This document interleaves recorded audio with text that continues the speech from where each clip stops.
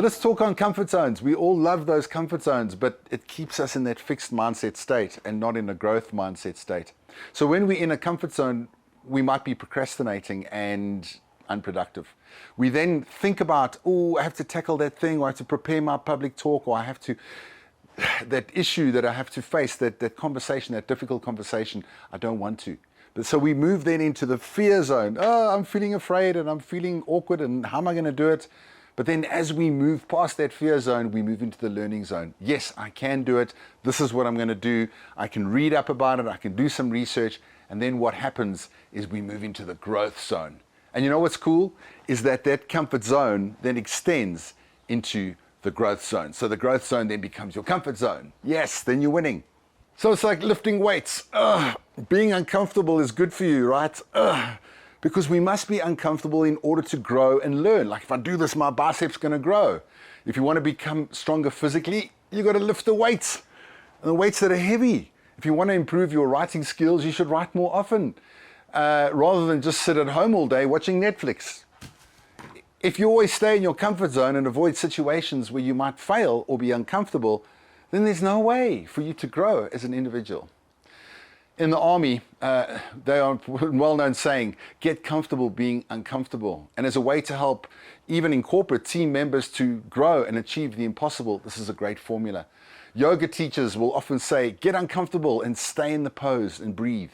And then eventually the uncomfortable becomes comfortable, if not enjoyable. And in this way, we can extend our comfort zone, and the things that were difficult now become our default. So what can we do? Number one, take risks and challenge yourself by doing uncomfortable things. Number two, try new things like a new food or new activity. Number three, explore new experiences, even if they are different to what you are used to. And number four, get comfortable with discomfort in social settings. 5, get comfortable being different. 6, get comfortable challenging beliefs, ideas, or opinions of yourself and others. And 7, we can make a list of 5 activities every morning that make us feel uncomfortable. Write them down. What makes me feel uncomfortable? I have a friend who is, again, a yoga teacher, and I suffer through yoga. When I try and stretch or Pilates, I feel the pain. But he's been doing it for so long that he says, no, Mark, when I do it, I feel absolute bliss.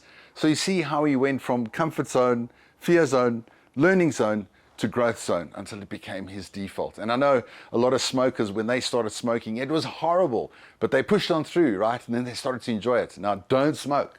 That's a horrible habit to develop, but I'm just saying, anything that's uncomfortable, we can make comfortable. We can extend that comfort zone until it becomes our default zone. And that's the message today of growing our comfort zones and why it's so important for your resilience and for your tenacity. Awesome. Thank you so much for giving me that chance to explain that to you and make a difference in your life.